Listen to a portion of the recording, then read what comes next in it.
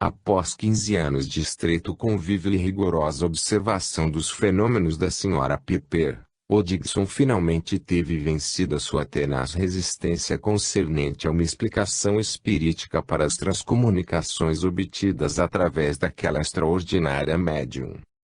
Conclusão: o establishment científico atual parece manter o mesmo cepticismo reinante naquela época. Todavia, nota-se que, fora dos ambientes científicos ortodoxos, ocorreu uma grande transformação. Estão surgindo áreas de investigação, ainda não reconhecidas e, por esta razão, não incorporadas à ciência dita oficial. São explorações de fenômenos que, no tempo da Psychical Research, receberam pouquíssima ou quase nenhuma atenção por parte dos cientistas preocupados com a fenomenologia paranormal ostensiva. Tais fenômenos mostram um aspecto acentuadamente paranormal. São eles: as experiências de quase-morte, EQM, as experiências fora do corpo, EFC, as visões dos moribundos em leito de morte, 1945, os casos que sugerem reencarnação, CSR, e, finalmente, a transcomunicação instrumental, TCI.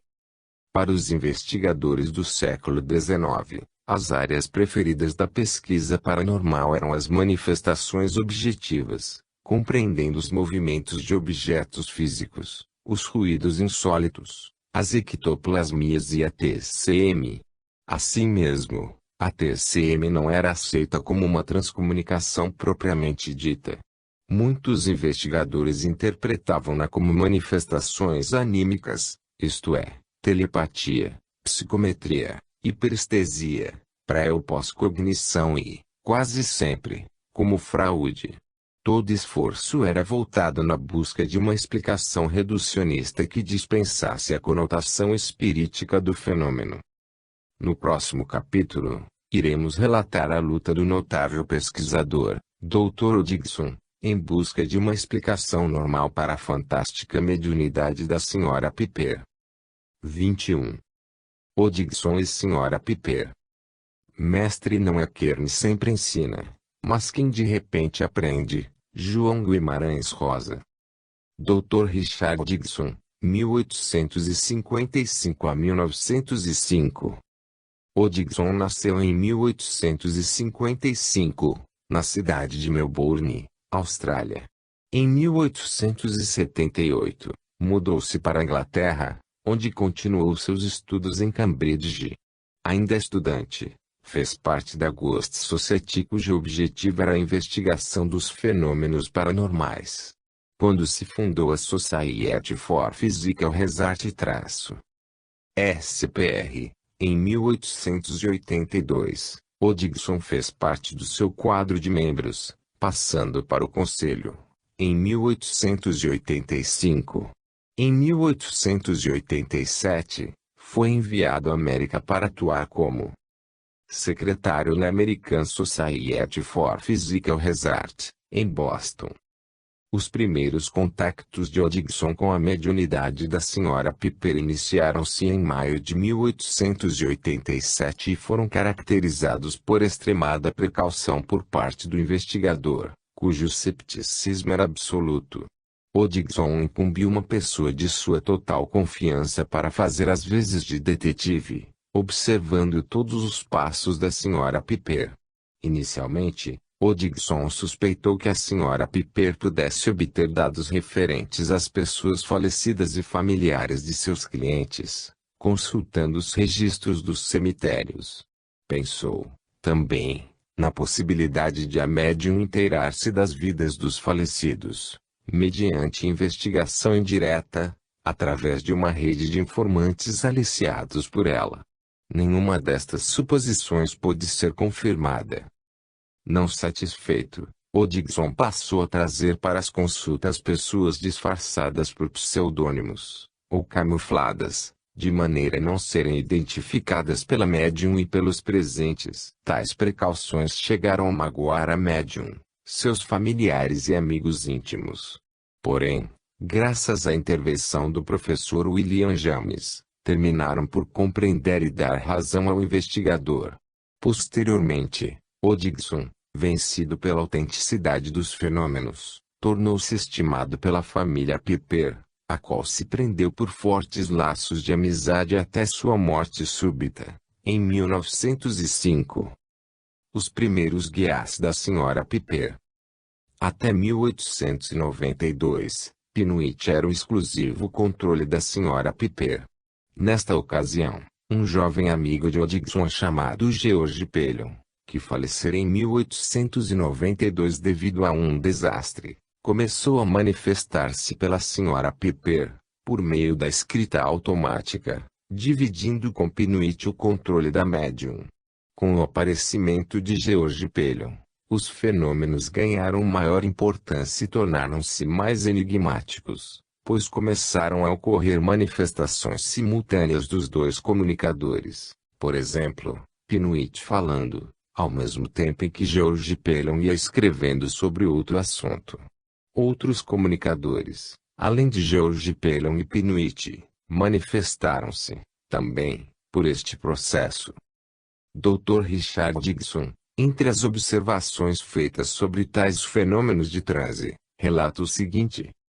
Em uma ocasião quando me achava presente, Penuit estava prestando atenção ao relatório estenográfico de uma entrevista prévia, comentando acerca dele, fazendo adições às suas declarações sobre alguns assuntos, e ao mesmo tempo a mão escrevendo livre e rapidamente sobre outros temas, bem como, travando conversação com outra pessoa. A mão parecia ser controlada por um amigo falecido desta pessoa. Isso manteve-se por mais de 20 minutos. Hodgson, 1898, páginas 292 a 293. Sir Oliver Lodge em sua obra The Survival of Man. Lodge, 1909, página 242. Chama atenção para um trecho do relatório do Dr. Richard Hodgson, a respeito do mecanismo desse controle dúplice dos comunicadores sobre a Sra. Piper. O sumário feito pelo Dr. Hodgson contém a essência das explicações dadas pelos principais comunicadores a respeito da maneira como o fenômeno aparece para eles. Sir Oliver Lodge transcreveu na íntegra o referido trecho, extraindo dos Proceedings da SPR. Volume 13, parte 33, fevereiro, 1898.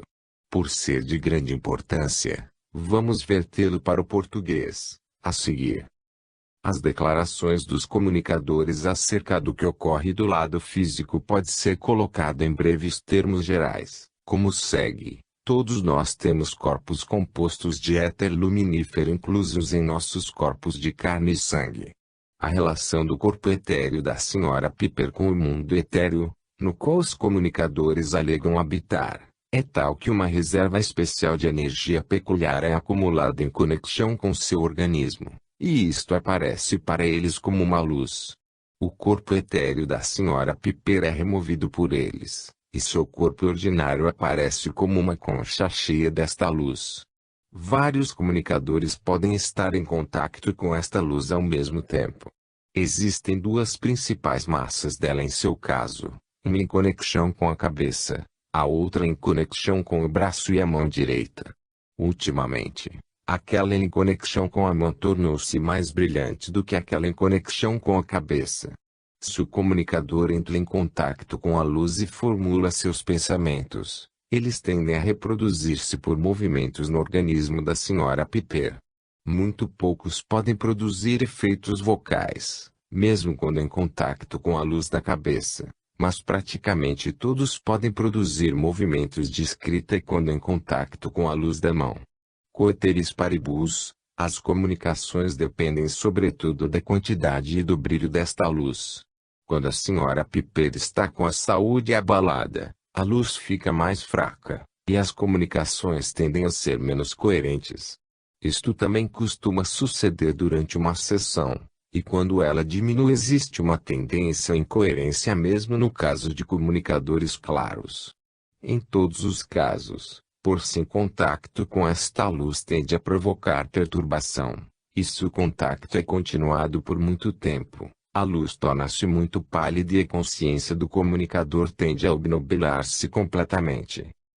Então brotam fluxos de emoção excitada pela presença de amigos encarnados, ideias dominantes que o perturbaram quando ele mesmo era encarnado, o desejo de dar conselho e assistência a outros amigos e parentes vivos, etc. Tudo se acumula sobre sua mente. O consulente começa a fazer perguntas acerca de assuntos sem relação com o que ele está pensando a respeito. Ele, o comunicador, torna-se mais e mais confuso, mais e mais comatoso, perde seu domínio sobre a luz e cai fora, talvez para retornar várias vezes e empenhar-se em uma experiência semelhante. Hodgson, 1898, páginas 400 a 401. A hipótese da prosopopeia metagnômica. Vamos prosseguir, examinando extensa e minuciosamente o caso da Sra. Leonore Piper. Achamos mais prático focalizar um modelo de TCM bem investigado e que envolveu um número considerável de cientistas do mais alto padrão, reconhecidamente cépticos e cautelosos. Assim, o leitor poderá fazer melhor ideia do modo como foi observada a TCM no período científico, especialmente por parte dos membros da Society for Physical Research SPR durante sua fase áurea. O episódio de George Pelion é particularmente de grande interesse. Seu verdadeiro nome em vida era George Pellew. Ele formou-se em Direito, mas tinha pendor para a literatura. Fora amigo do Dr. Richard Hodgson, a quem externava seu ponto de vista de que a ideia da sobrevivência era não só improvável como inconcebível. Hodgson afirmava que, se a sobrevivência parecia improvável, poderia, não obstante, ser concebível. Entretanto, Pelion prometeu que, se ele morresse primeiro e sobrevivesse, retornaria para esclarecer tal questão. E, de fato, Pelion cumpriu a palavra. Em fevereiro de 1892, aos 32 anos, em New York, Pelion veio a falecer devido a uma queda. Dia 22 de março ele se manifestou pela escrita automática, através da Sra. Piper. Durante o período de 1892 a 1898 ele contactou com 130 pessoas, das quais conhecera 30 quando em vida. Essa passagem do reconhecimento dos 30 antigos amigos de Pelion, apresentados à Sra. Piper em transe, foi comentada por Ernesto Bozano, 1862 a 1943. Em seu livro de refutação à tese de René Sudre exposta em sua obra Introduction à la Metapsychique Humaine. O livro de Bozano leva o título a propósito da Introdução à Metapsíquica Humana, nome este da obra vertida para o português por Araújo Franco. Sabe-se que René Sudre cita o episódio do reconhecimento, por parte de George Pelion, das 30 pessoas que este conhecera em vida. Como argumentação a favor de sua tese da prosopopeia metagnômica, Sudre aponta o único caso em que, durante a identificação dos 30 conhecidos, George Pelion, incorporado na Sra. Piper, não reconheceu a senhorita Warner que ele contactara quando ela era menina. Vamos extrair, diretamente do trabalho de Bozano, o comentário do Dr. Hodgson a respeito da referida passagem. Esta sessão, cumpre não esquecer, realizou-se 5 anos depois da morte de Pelion, e este, ao morrer, havia já 3 ou 4 não via a senhorita Warner. Além disso, convém repetir que a senhorita Warner era apenas uma menina quando, pela última vez, a vira Pelion, de quem não podia, portanto, ser o que se chama um amigo particular, devendo ao mesmo tempo ter sensivelmente mudado depois dos 8 anos. Este interessante episódio de não reconhecimento por parte de George Pelion torna-se, portanto, inteiramente natural. O fato, porém, de estar eu perfeitamente informado do nome e do prenome da senhorita Warner e de sabê-la conhecida de Pelion, dá, ao não reconhecimento, valor do melhor argumento possível, em favor da tese da existência independente de George Pelion, vista contrapor-se à hipótese de uma personalidade secundária, dependente, para suas informações, da consciência e da subconsciência de pessoas vivas. Bozano, 1946, páginas 19 e 20. Dr. Richard Dixon, tanto quanto outros que investigaram a mediunidade da Sra. Piper, como o professor William James, o professor William Romaine Newbold, da Universidade da Pensilvânia, Dr. Walter Leaf e Sir Oliver Lodge, discutiram amplamente a hipótese de fraude, relativa à extraordinária médium. E todos terminaram por render-se à evidência que apontava para a absoluta honestidade e autenticidade das comunicações presenciadas por eles.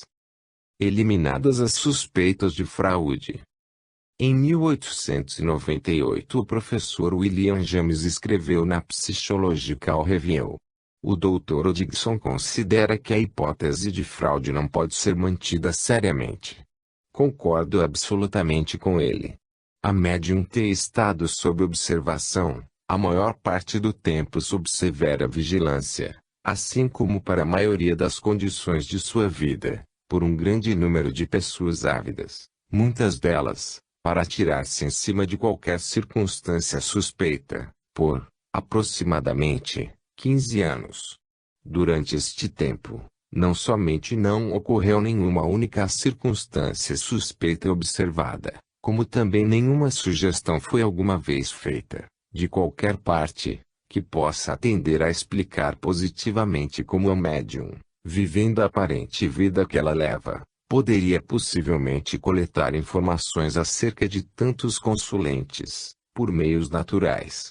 O cientista que esteja convencido da fraude deve aqui lembrar que em ciência, tanto como na vida comum, a hipótese precisa receber especificação e determinação positivas antes que possa ser proveitosamente discutida, e a fraude que não for determinado tipo de fraude, mas simplesmente fraude indiscriminada, fraude em abstrato, dificilmente poderá ser vista como uma explicação especificamente científica dos fatos concretos. Fodor, 1974. Páginas 284 a 285. O Dr. Richard Dixon, embora praticamente convencido da legitimidade das faculdades mediúnicas da Sra. Piper, ainda sentia serem necessárias mais outras investigações, porém que fossem realizadas fora do ambiente da sensitiva. Escreveu a Society for Physical Research de Londres, sugerindo que se convidasse a médium para uma estada na Inglaterra. O convite veio logo e, no dia 9 de novembro de 1889, a Sra. Piper juntamente com as suas duas filhas, Alta e Minerva, partiram de Boston em direção a Liverpool, Inglaterra, onde chegaram no dia 19 de novembro. A Sra. Piper na Inglaterra. Seu destino era Cambridge. Ali seria submetida às investigações de Frederick Lyon Rimiers e de outros membros da Society for Physical Research, em Londres. Sua hospedagem inicial em Liverpool foi em casa da família Oliver Lodge, onde todas as precauções foram previamente tomadas, no sentido de evitar o contacto da Sra. Piper e suas filhas com pessoas que pudessem informá-las a respeito dos parentes da família e dos amigos do casal Lodge. Até a criadagem da casa fora toda substituída na véspera da chegada dos hóspedes. Tudo o que pudesse servir de possível fonte de informação, como a Bíblia onde havia registro dos membros da família e os álbuns de fotografia, foi cuidadosamente escondido. Até a correspondência dirigida à Sra. Piper era devidamente examinada pelo professor Lodge. Não havia como a médium obter qualquer informação prévia, acerca de pessoas com quem ela eventualmente fosse contactar. No dia seguinte, ela e suas filhas seguiram para Cambridge, acompanhadas por Mieres, em cuja casa seriam hospedadas. Idênticas precauções foram tomadas, visando isolar a médium de qualquer acesso a informações. Acrescia a tais cuidados o fato de se acharem ela e suas filhas, pela primeira vez, em um país estrangeiro. Entre novembro de 1889 e fevereiro de 1890, a Sra. Piper deu 88 sessões supervisionadas por Mieres, professor Lodge e Dr. Walter Leaf. Durante todo o período de demora da sensitiva, ela foi permanentemente vigiada, a fim de ser assegurada a impossibilidade de obter informação acerca das pessoas que eventualmente viessem a participar como consulente em suas sessões. Em seu relatório feito a pedido de Mieres, o professor Lodge declarou que, nas comunicações obtidas através da Sra. Piper, existe mais do que pode explicar-se por qualquer espécie de fraude, seja consciente ou inconsciente. Ele declarou, ainda, que o fenômeno é genuíno, embora ele esteja para ser explicado finamente. Fez as seguintes afirmações: da atitude da Sra. Piper não é de dolo. 2. Nenhuma tapeação concebível por parte da Sra. Piper pode explicar os fatos. Lodge, 1909, página 201. Em 1890, a Sra. Piper e suas filhas retornaram à América, deixando na Inglaterra numerosos amigos e sinceros admiradores. Pela sua bela aparência, dignidade e afabilidade, a Sra. Piper soube conquistar a total confiança de todos os que com ela puderam privar-se. Os novos guias da Sra. Piper. Como já informamos anteriormente, em 1892 surgiu o controle George Perron, que tomou parte da atuação de Pinuit. Em 1897 um novo grupo de entidades assumiu o controle da médium. Embora não unanimemente reconhecido como tal, parecia ser o famoso grupo que dirigira as sessões do grande médium William Staunton Moses, 1839 a 1892, sob o comando de um chefe que se denominava Imperator. Pelo menos adotavam os mesmos nomes e distribuição hierárquica. Imperator não escrevia diretamente as suas comunicações. Outra entidade que se denominava Rector fazia as vezes de amanuense, escrevendo as mensagens ditadas por Imperator. Havia, ainda, outra entidade, Doctor, que supervisionava os ensinamentos de natureza filosófica. O grupo Imperator teve uma influência benéfica na produção mediúnica da Sra. Piper. Pinuit foi eliminado do quadro de controles da médium. George Perron continuou, porém com atuação mais reduzida. A entrada e a saída do transe tornaram-se livres de agitação, e o teor das comunicações adquiriu um nível mais elevado e menos fútil e corriqueiro. Vencido o cepticismo de Odgson. O Dr. Richard Odgson, inicialmente um escéptico absoluto, foi lentamente sendo vencido pela seriedade e autenticidade das comunicações fornecidas pela Sra. Piper durante seus transes mediúnicos. Mas para o fim de suas investigações, Odgson manifestou-se inclinado a aceitar a hipótese da sobrevivência e da comunicabilidade dos espíritos. E pode ser que experimento ulterior, nas linhas de investigação anteriores a nós, possa levar-me a mudar minha opinião, mas presentemente não consigo confessar ter qualquer dúvida de que os principais comunicadores, aos quais me referi nas páginas precedentes, são verdadeiramente as personalidades que eles afirmam ser, que eles sobreviveram à transição que nós chamamos morte, e que se comunicaram diretamente conosco que nos chamamos vivos, através do organismo em transe da Sra. Piper. Odgson, 1898, páginas 405 a 406. Há também um episódio que deve ter marcado profundamente o Dr. Odgson, e citado no trabalho do Dr. Herbert Carrington, The Story of Psychic Science. Trata-se do seguinte. Quando ainda jovem, Odgson vivia na Austrália, onde nascera. Nessa ocasião ele se apaixonou por uma garota e quis casar-se com ela. Devido a princípios religiosos, seus pais opuseram-se ao casamento. Desgostoso, Odgson foi para a Inglaterra e nunca mais cogitou de casar-se. Um dia, durante uma sessão com a Sra. Piper, A jovem amada inesperadamente comunicou-se com o Dr. Hodgson e o informou de que ela havia falecido pouco tempo antes. Este incidente, cuja veracidade foi confirmada, produziu-lhe profunda impressão. Fodor, 1974, página 170. Após 10 anos de pesquisas com a Sra. Piper, Hodgson passou um ano na Inglaterra, regressando novamente à América para reencetar seus estudos sobre médium. Conclusão. Até o fim de sua existência, Hodgson levou uma vida modestíssima de celibatário, morando em um pequeno quarto, na rua Charles, F. 15, em Boston. Nos últimos anos de sua vida ele desenvolveu a mediunidade de escrita automática, recebendo comunicações diretas de alguns dos mesmos controles da própria Sra. Piper, Imperator, Rector e outros. Dr. Richard Hodgson faleceu devido a uma parada cardíaca, ocorrida durante uma partida de handebol no Boat Club, em Boston, no dia 20 de dezembro de 1905. Após sua morte, ele deu comunicações na Inglaterra, pela Sra. Holland, bem como na América, através da mediunidade da Sra. Piper. Depois da morte de Hodgson, a Sra. Piper fez, ainda, mais 2 viagens à Inglaterra, uma em 1906, e outra em 1909. Um dos principais motivos do seu retorno à Inglaterra, em 1906, prendeu-se à questão do famoso episódio das correspondências cruzadas.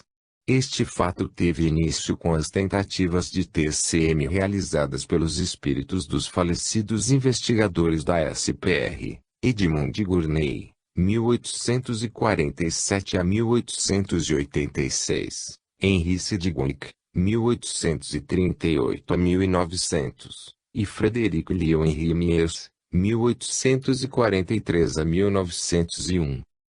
No próximo capítulo relataremos importante episódio das correspondências cruzadas.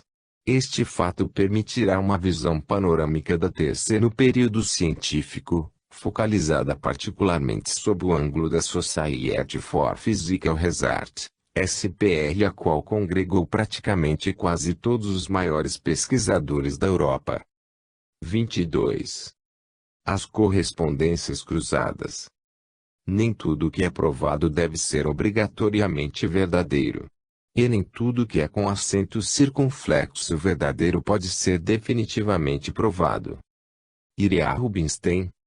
A sobrevivência após a morte. Logo no início da Society for Physical Research, SPR, em 1882, um problema relevante prendeu a atenção dos seus primeiros investigadores. A questão da sobrevivência da personalidade após a morte. Naquela ocasião, o método científico já havia imposto a sua confiabilidade e o seu domínio, devido às conquistas técnicas dele resultantes.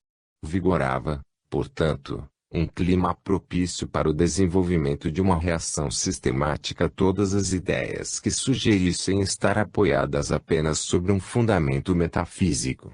Desse modo, o cepticismo rigoroso em relação às manifestações ditas psíquicas tornou-se uma regra geral. A tendência era explicar todos os fenômenos, através de raciocínios baseados em fatos concretos, em evidências observacionais e experimentais. A pesquisa psíquica não nasceu de meras conjecturas místicas ou mesmo supersticiosas. Ela surgiu como resultado da pressão dos fatos. Os fenômenos paranormais eram uma realidade que estava sendo discriminada por excesso de posicionamento ideológico exclusivamente materialista e positivista. Os fundadores da SPR foram os pioneiros da pesquisa psíquica e temiam enfrentar a reação violenta manifestada pela ortodoxia científica predominante.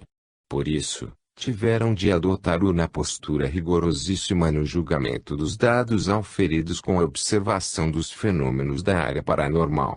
Eles próprios também cultivavam o cepticismo racional em relação aos fatos que observavam e estudavam. A questão da sobrevivência era, por este motivo, igualmente encarada com a máxima cautela, pelos primeiros investigadores que procuraram resolvê-la. Eles, mais do que ninguém, conheciam os cuidados que deviam ser tomados em uma pesquisa desta categoria.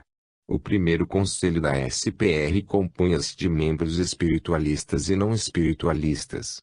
Justamente os não espiritualistas, professor Henry Sedgwick, presidente, Edmund Gurney, professor William F. Barrett, professor Balfour Stuart e Frederick W. H. Mears foram os que estiveram mais interessados, inicialmente, no estudo das evidências de apoio à sobrevivência.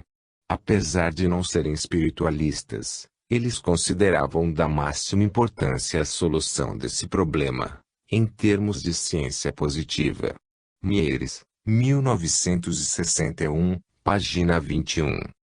Posteriormente, foram se convencendo da sobrevivência, mas ainda encaravam com reservas a tradicional maneira de se conceituar o espírito humano. Duvidavam que o espírito fosse uma entidade discreta habitando o corpo físico, e que aquele pudesse sobreviver à morte, conservando todas as características da personalidade, suas peculiaridades, afeições e ódios. Os pioneiros da SPR contaram com a colaboração de grandes médiuns, como as senhoras Leonor e Piper e Eusapia Palladino e vários outros. Particularmente, a senhora Piper foi a médium que mais evidências produziu acerca da sobrevivência. Submetida aos mais rigorosos testes, a senhora Piper abalou profundamente a resistência de seus observadores, mas não conseguiu eliminar definitivamente a dúvida que a maioria deles alimentava relativamente à sobrevivência. As evidências mais gritantes manifestadas pela sua mediunidade eram sempre explicadas pela possibilidade de ter havido captações por telepatia ou clarevidência por parte da médium. No final, Hodgson chegou a convencer-se da sobrevivência. O mesmo ocorreu com Sir Oliver Lodge Mears, William James e a Sra. Sedgwick, esposa de Henry Sedgwick, chegaram a aceitar a sobrevivência, mas preferiram admitir que os guias espirituais da Sra. Piper eram produtos do seu inconsciente. Este clima de incredulidade havia sido criado e alimentado pelos pioneiros da SPR, influenciados pelo desenvolvimento da ciência materialista que se mostrava triunfante em todos os setores das atividades humanas. Eles deram excessiva ênfase às possibilidades da telepatia e da clarividência e deslizaram para uma posição de cepticismo e reducionismo, da qual eles próprios iriam tornar-se as principais presas. Isso ocorreu após a morte de alguns deles. Uma vez do lado de lá, perceberam, tardiamente, que eles próprios haviam contribuído para se fecharem as portas da comunicação dos mortos com os vivos, deles com seus companheiros que ficaram no mundo dos encarnados. Daí inventaram um método de comunicação mediúnica, que fosse capaz de reduzir ao mínimo, se não eliminar, as possibilidades de uma explicação reducionista neutralizadora das provas de suas identidades. Criaram o processo das correspondências cruzadas. Correspondências cruzadas. Edmund Gurney foi uma das mais proeminentes figuras da SPR em seu início.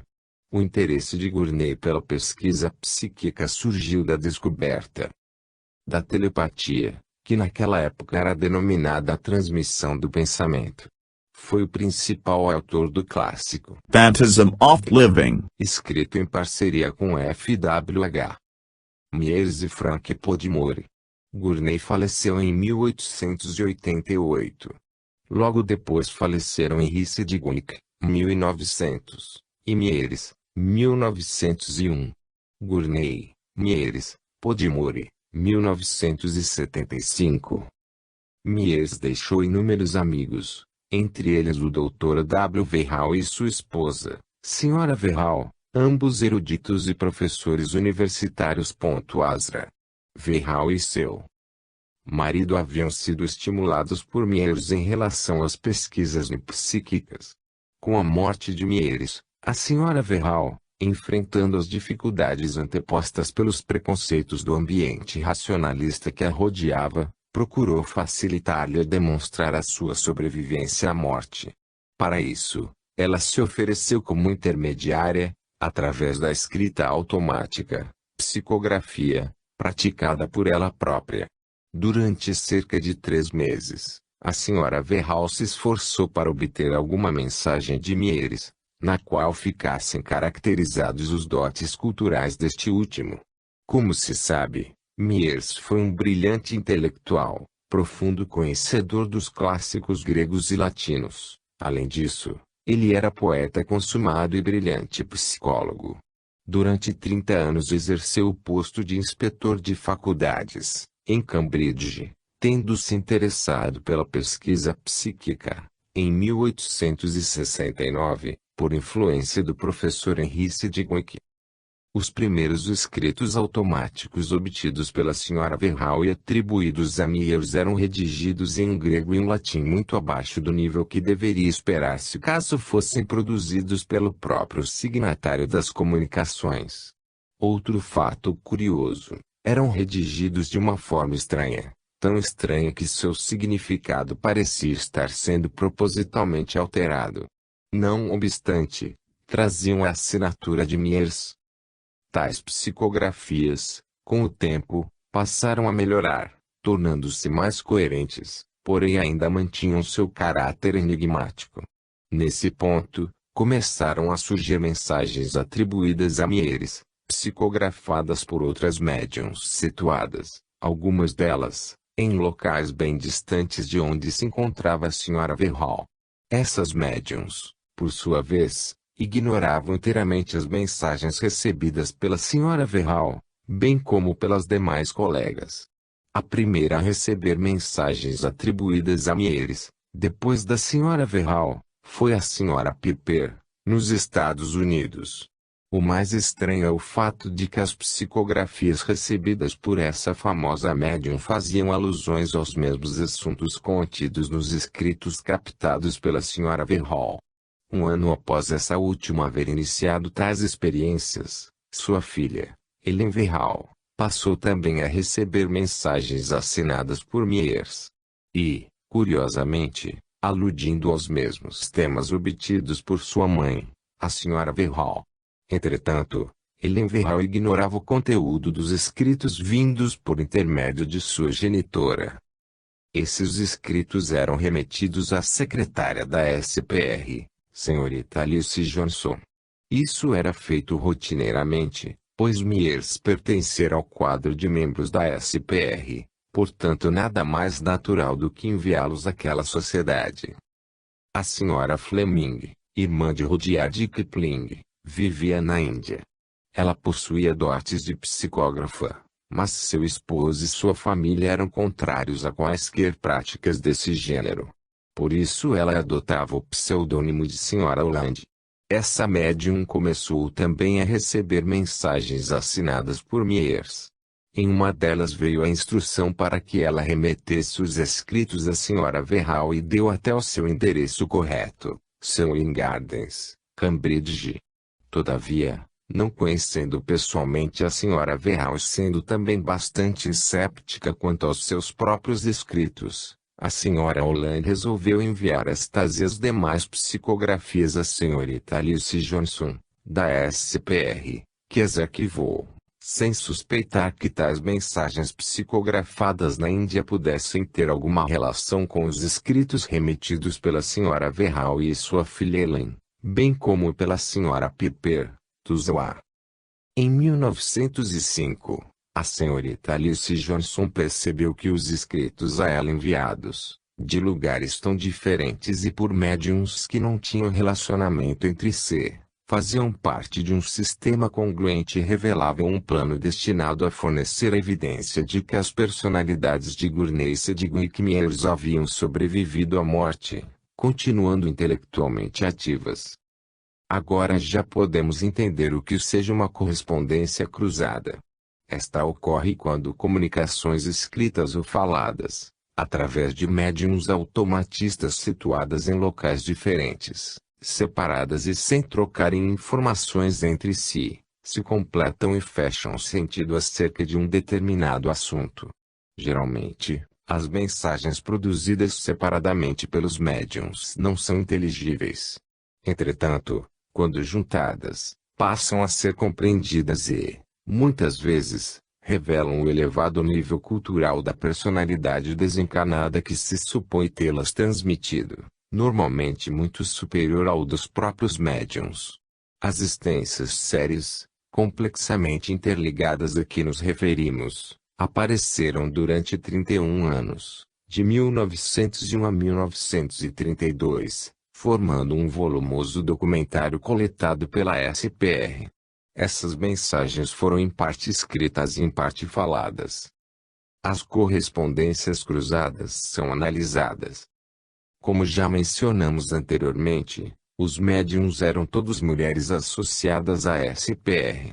Vamos relembrar seus nomes, aos quais acrescentaremos o da senhora Willett que se reuniu ao grupo posteriormente, senhora M. G. Verral, esposa do professor W. Verral, senhorita Helen Verral, filha dos esposos Verral, mais tarde senhora W. H. Salter, senhora Piper, senhora Holland, pseudônimo da irmã de Rudyard Kipling, e a senhora Willett, pseudônimo da senhora Winifred Coombe Tennant. Inicialmente, os comunicadores das correspondências cruzadas eram os principais líderes da SPR, F.H.W. Mieres, Henry Sedgwick e Edmund Gurney. Posteriormente, alguns mais que foram falecendo passaram a participar do grupo de comunicadores, a exemplo do que ocorreu com Richard Dixon. 5 membros da SPR interessaram-se, inicialmente, em estudar as correspondências cruzadas. Foram eles, senhorita Alice Johnson, J. G. Piddington, G. W. Balfour, Conde de Balfour, Sir Oliver Lodge, e senhora M. Sedgwick, viúva do professor Henry Sedgwick. O trabalho em que se empenhavam era árduo e dificílimo. As mensagens continham um material de elevada erudição, trazendo inúmeras frases em grego e latim, além de outras alusões a obras literárias. Isso obrigava os estudiosos a se revelarem, também, cultos e eruditos. Acrescia a essas dificuldades o fato de as mensagens serem fragmentárias e obscuras, o que exigia um trabalho de decifração igualmente arguto e exaustivo. A equipe de estudiosos desses escritos viu-se à frente de uma tarefa gigantesca que foi aumentando com o decorrer do tempo. O número de médiuns automatistas subiu para 12. Além da senhora Willett, que aderiu ao grupo das primeiras médiuns, em 1908, surgiu a senhora Edith Littleton, em 1913, depois a senhora Stuart Wilson, em 1915, e diversas outras contribuíram para a ampliação do quadro das automatistas, bem como para a proliferação das correspondências cruzadas. Todo esse imenso acervo de mensagens sugeria que tal material fora cuidadosamente preparado e selecionado por Mieres e seus colegas desencarnados.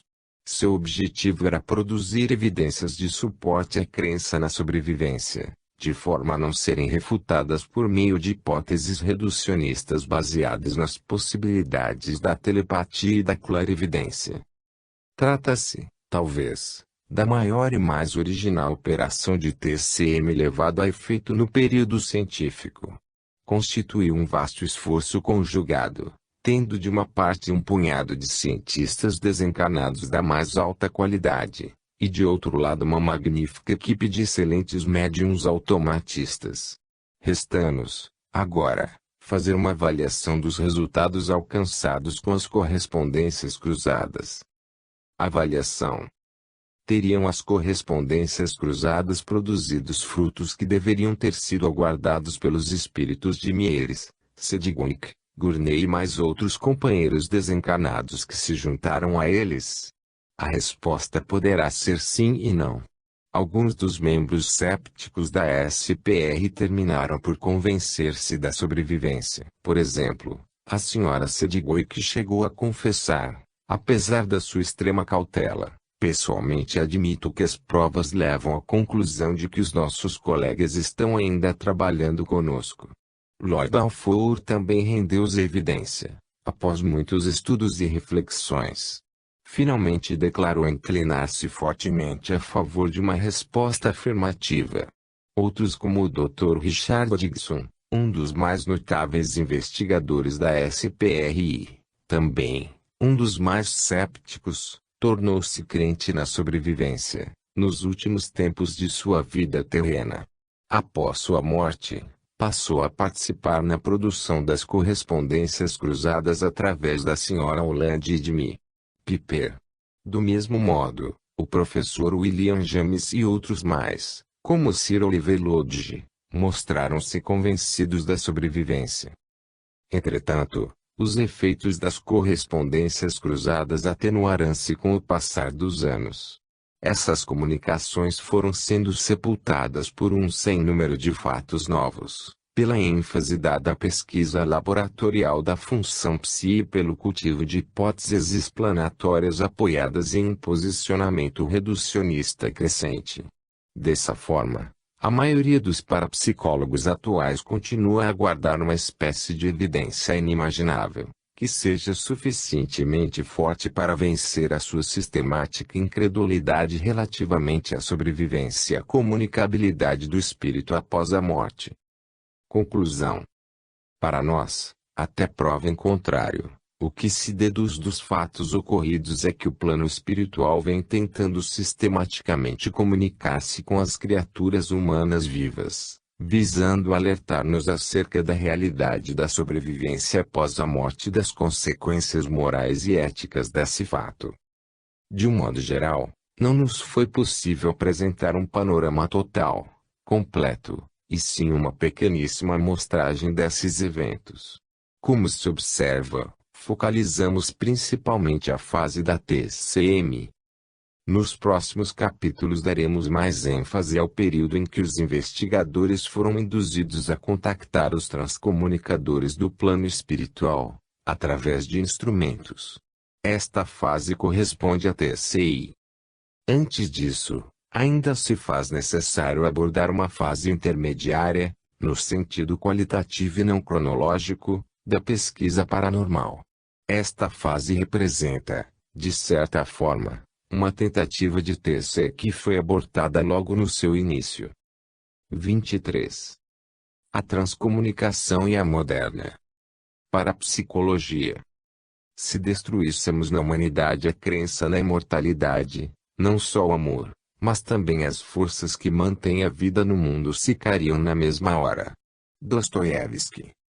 Modificações ocorridas ao longo do período científico. Ao focalizarmos a evolução da pesquisa dos fenômenos paranormais no período científico, segundo Charles Richet, limitamo-nos praticamente a apresentar as fases correspondentes ao William Crookes e a Society for Physical Research da Inglaterra. Pouca coisa teríamos a destacar, além do que foi relatado nesta pequena amostragem de fatos pertencentes à TC, e que fosse muito diferente. Isso não significa que nada mais se investigou além do que mencionamos até aqui. Pelo contrário, os relatórios, artigos, revistas, livros, teses etc., concernentes à fenomenologia paranormal é imensamente extensa e variada. O que pretendemos esclarecer é que as manifestações dos fenômenos de TC continuaram a ocorrer aproximadamente da mesma forma. Todavia, com o desenvolvimento muito acentuado da ciência e particularmente da tecnologia resultante da aplicação prática das descobertas científicas, o interesse pela investigação dos fenômenos paranormais espontâneos sofreu um forte declínio. Outros centros de pesquisas foram fundados, mas não contaram com o suporte financeiro oficial. Isso é compreensível se atentarmos para o fato de que uma tal investigação, ainda que de caráter rigorosamente científico, oferece perspectivas pouco lucrativas e de aplicação prática duvidosa. Por essa e outras razões, os institutos de pesquisas parapsicológicas tiveram de tornar-se autossuficientes econômica e financeiramente, ou então ser mantidos por doações particulares. Um acontecimento importante, todavia, ocorreu no ZEUA, em relação à investigação dos fenômenos paranormais. Esse evento produziu modificações decisivas na área da pesquisa parapsicológica. Trata-se da fundação do Laboratório de Parapsicologia na Duke University, Universidade de Duke, em Durham, Carolina do Norte, em 1930. Até então, nenhuma universidade havia incluído em seu currículo a pesquisa dos fenômenos paranormais. O fato da Universidade de Duke ter admitido em seu departamento de psicologia o estudo dos fenômenos paranormais, especialmente com vistas à pesquisa da sobrevivência, decorreu da conjugação de vários fatores favoráveis. Eles, a Universidade de Duke era recém-instalada, portanto não possuía qualquer tradição de ortodoxia rigidamente implantada e que tivesse de ser contrariada. Seu presidente e fundador, Dr. William Fayol, estava organizando o novo departamento de psicologia e havia convidado para chefiá-lo o professor William M. C. Dougal, notável psicólogo britânico, ex-presidente da Society for Physical Research, trazido de Harvard em 1927. O professor M. C. Dougal tinha especial interesse pela pesquisa psíquica, particularmente pela questão da sobrevivência. Em setembro de 1927, o jovem casal de biologistas, Dr. Giuseppe Banks Rini e sua esposa doutora Aloisa Ella Rini, veio para a Duke University a fim de cumprir um período de estudo de pós-doutoramento, sob a orientação do professor M. C. Dougal, com vistas à validade científica da nova disciplina conhecida como pesquisa psíquica.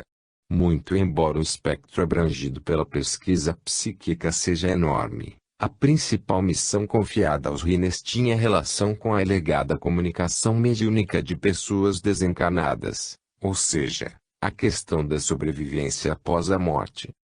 Naquela ocasião, o assistente superintendente das escolas da cidade de Detroit, Dr. John F. Thomas, visitava a Duke University e concedeu-lhe, então, uma subvenção para pesquisa. Ele acertou com o professor M. C. Dougal usar o suporte financeiro, no estudo de uma grande coleção de notas estenográficas tomadas durante sessões mediúnicas. Tratava-se de presumíveis comunicações do espírito da falecida esposa do Dr. Thomas. O casal Rini fora incumbido de realizar o aludido trabalho, sob a supervisão do professor M. C. Dougal. J.B. Rini e sua esposa haviam feito, juntos, na Universidade de Chicago, o seu curso de biologia. Eles eram oriundos de famílias religiosas, mas já se tinham emancipado das crenças em que foram educados. Porém, mesmo assim, ambos estranhavam o caráter extremamente mecanicista impresso à biologia durante o seu ensino na escola. E, pois, natural que as referências à pesquisa psíquica lhes tenham chamado a atenção. Entretanto, viam com cepticismo as afirmativas que alguns cientistas, como Sir Oliver Lodge, faziam a respeito da sobrevivência após a morte, e da comunicação com o mundo espiritual. Não consideravam válidas tais questões. Mas, ao mesmo tempo, não achavam científico ignorá-las. Talvez existisse, para as mesmas, uma base real. Pensavam ser possível investigá-las cientificamente.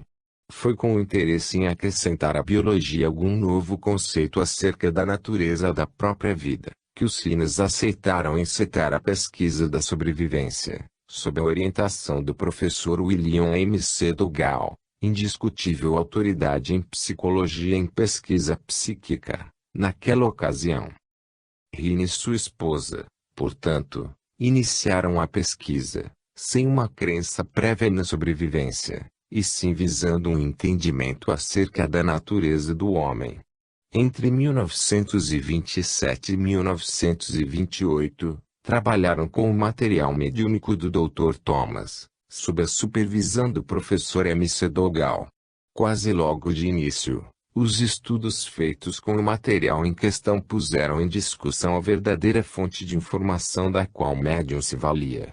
Tomadas em consideração pelo seu estricto valor, pareceu aos investigadores que as informações dadas pelos diversos médiuns com os quais o Dr. Thomas havia trabalhado tinham sido realmente captadas de uma fonte estranha aos próprios sensitivos. Só não se sabia de onde os médiuns haviam obtido as informações, se de algum objeto, psicometria, se de uma pessoa viva, telepatia, ou se de uma pessoa falecida, TCM. Por conseguinte, havia a possibilidade de ter ocorrido apenas uma captação extrasensorial, de algum objeto ou de qualquer pessoa viva. Depois de um ano no Departamento de Psicologia da Duke, J.B. Rini começou a fazer pesquisas sistemáticas de telepatia e clarividência, chegando à conclusão de que, no homem pelo menos, devia haver uma espécie de percepção extrasensorial, ESP. Desse modo, não foi possível saber, com certeza definitiva, se os médiuns realmente recebiam as informações diretamente dos espíritos da falecida esposa do Dr. Thomas, ou se as colheram das mentes das pessoas que a conheceram, ou mesmo dos objetos que pertenceram à morta. Posteriormente, pesquisas levadas a efeito com material similar e, mais tarde, com a célebre médium, Sra. Elaine J. Garrett, conduziram aos mesmos resultados. Chegaram à conclusão de que o médium poderia sempre ter obtido, extrasensorialmente, a informação de fontes como os investigadores, assistentes, objetos e pessoas anteriormente relacionadas com o suposto desencarnado. Não havia como separar uma coisa da outra. À medida que as pesquisas acerca da APZ, posteriormente, da psicocinesia, PK, se intensificavam, mas se reforçava a hipótese que procurava reduzir os fenômenos mediúnicos a estes dois parâmetros, a ESP e a PK. Desse modo, a pesquisa da sobrevivência post-mortem foi relegada a um segundo plano, para dar lugar proeminente à investigação das funções paranormais. Ocorreu o que poderíamos considerar uma deflexão na rota de pesquisa que vinha sendo seguida desde a velha Psychical Research e antiga metapsíquica. Surgiu daí a moderna parapsicologia. Essa deflexão decidiu o rumo que deveria ser seguido daí por diante pela pesquisa paranormal no período científico. Nessa linha de investigação, iria predominar o critério positivista e reducionista. Por conseguinte, até nova ordem, a transcomunicação, em seu stricto sensu, deixaria de fazer parte do objeto da moderna parapsicologia. Entretanto, uma vez registrado um fenômeno do tipo TC, ele receberia, a priori, uma interpretação puramente reducionista, até que evidências inegáveis e irrecusáveis pudessem sugerir outra explicação que não se enquadre dentro da PES e da PK. Os novos rumos da pesquisa dos fenômenos ditos paranormais. Logo após o estabelecimento da fase inaugurada por Rini e seus colaboradores, houve um período de intensa agitação e controvérsia concernentes às descobertas proclamadas por eles. Vários cientistas, tanto da área psicológica como de outras disciplinas científicas, preocuparam-se com as consequências que poderiam resultar de uma demonstração irrefutável da realidade do paranormal. As evidências apresentadas por Rini pareciam comprovar, de maneira muito segura, a existência de fenômenos cujas leis não se enquadram, de maneira nenhuma, no elenco das leis conhecidas e eleitas como válidas segundo a ciência oficial. Esse fato estava a mostrar que o sistema vigente poderia ter graves deficiências conceituais, ou, então, que Rini poderia estar apoiado em bases discutíveis. Assim, por exemplo, não estariam, Rini e seus colegas, usando métodos estatísticos falhos.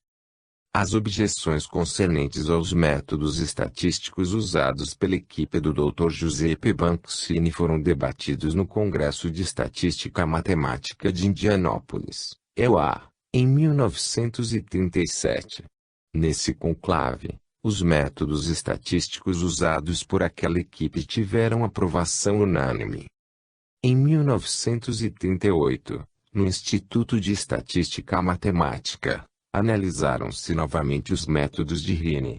A questão foi dividida, desta vez, em dois grupos. 1. O método estatístico, este foi aprovado.